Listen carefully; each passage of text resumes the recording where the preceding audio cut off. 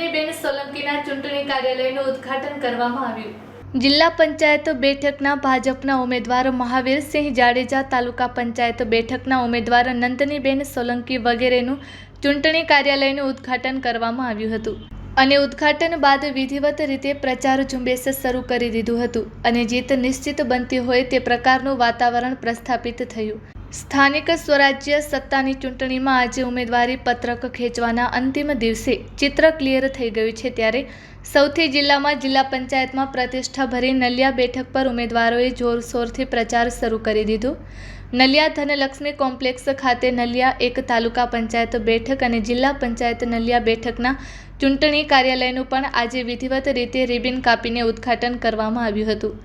આ પ્રસંગે યોજાયેલા કાર્યક્રમમાં અબડાસા ભાજપના પ્રમુખ જયદીપસિંહ જાડેજા, નલિયા જિલ્લા પંચાયત બેઠકના લોકપ્રિય અને લડાયક ઉમેદવાર મહાવીરસિંહ જાડેજા, તાલુકા પંચાયત બેઠકના ઉમેદવાર નંદનીબેન સોલંકી તેમજ વિક્રમસિંહ જાડેજા, રામજીભાઈ કોલી, શૈલેન્દ્રસિંહ જાડેજા, તુષાર ઠક્કર, જેપી ગૌર, ગણેશ મંડળના કાર્યકરો, નલિયાના વેપારીઓ તેમજ ગ્રામજનો બહોળી સંખ્યામાં ચૂંટણી કાર્યના ઉદ્ઘાટન વેળાએ ઉપસ્થિત રહ્યા હતા અને તમામ ઉમેદવારોને જંગી બહુમતીથી ચૂંટી કાઢવા માટેના સંકલ્પો કરવામાં આવ્યા હતા। ખાસ કરીને જિલ્લા પંચાયત બેઠકના ઉમેદવાર મહાવીરસિંહ જાડેજા અને તાલુકા પંચાયતના ઉમેદવાર નંદનીબેન સોલંકી વગેરે ખૂબ જ અસરકારક લીડથી ચૂંટી કાઢવા માટેના સંકલ્પ કરવામાં આવ્યા હતા અને બંને ઉમેદવારો જંગી બહુમતીથી ચૂંટાઈ આવશે તેવી અપીલ કરવામાં આવી હતી। ભાજપે ખાસ કરીને વિકાસના એજન્ડાને ધ્યાન રાખી ચૂંટણી પ્રચારના શ્રી ગણેશ શરૂ કર્યા છે। Report by Amitbhai Bhanushali, Naliya, Abdasa, Kutch.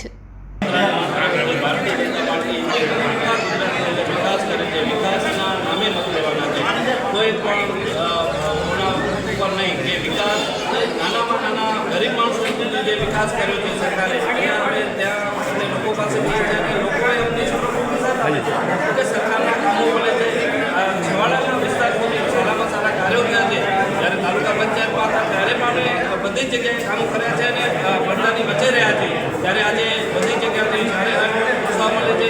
વાત રહી નલિયા તાલુકા પંચાયત એકથી કાર્યાલય એનું ઉદ્ઘાટન પ્રસંગે તમે જુઓ છો, આખા વેપારી મંડળે બધા જ પોતે સહયોગી આવ્યા છે અને પાર્ટી વિકાસ કર્યો છે જે આજે દેખાઈ આવે છે।